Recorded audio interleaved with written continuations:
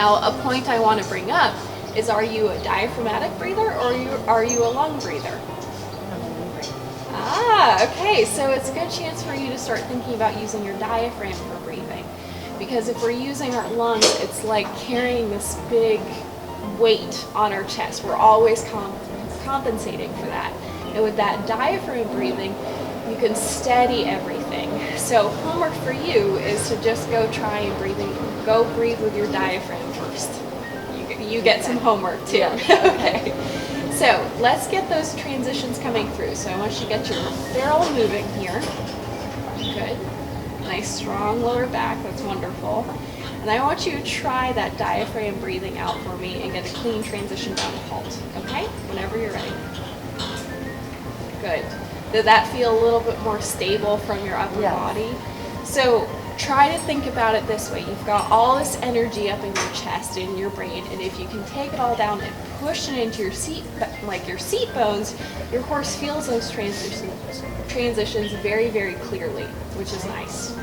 But you have to try to make sure that you're not slamming down onto your horse's back, because then they don't always want to transition down to a halt. Okay, so let's see if we can get more motion out of it.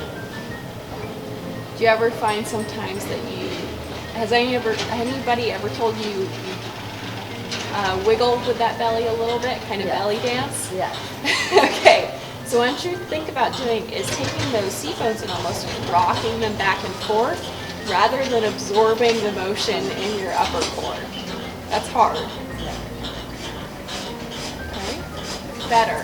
Do you feel a little bit more stable? Yes. Good. Okay. So let's transition down to halt for me. Good. So we absorbed a little bit of that wiggle in our chest and our lower back. Let's try again. I'm going to help you out a little bit here just to get that motion a little bit bigger. There. Very nice. Okay. And transition to halt for me.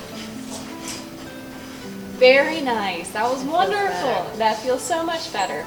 So these are just very simple things, but you don't always think about them, okay? So, all right, so pick up your reins for me. All right, so 3 fingers on top and pinkies underneath is the rule of holding the reins. The reason for that is that if you take a look at my hand, these 3 fingers are supported by all these lovely tendons and ligaments in my wrist.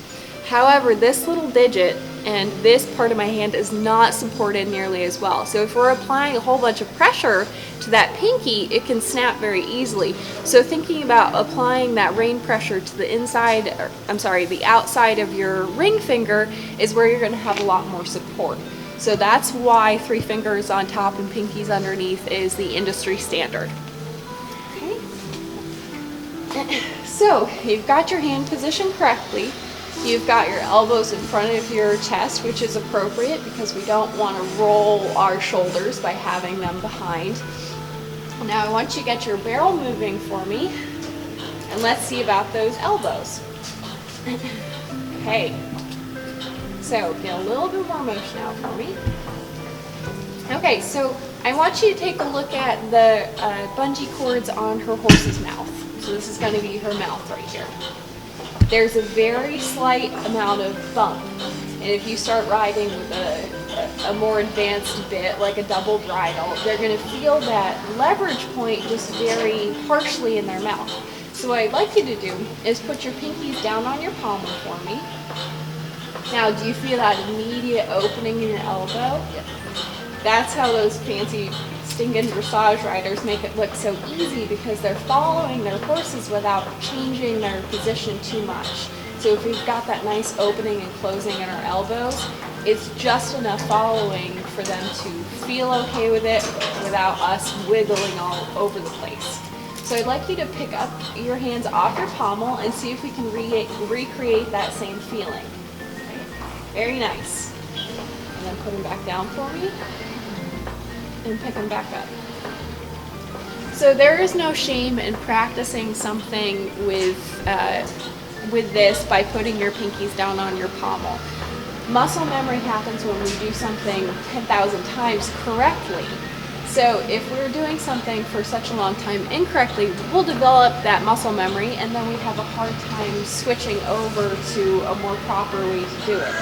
So if you find yourself coming out of balance or bracing on your horse, make sure to take the time, get yourself back in balance, and then work your way up to not having to rely on a cheat. Okay, so let's see if we can get our pinkies off our pommel just a little bit more and see if we can get that big following. So your elbows are going to open at the same time as your hip flexors. So for this, every single time the nose goes down, we're going to give with our elbow.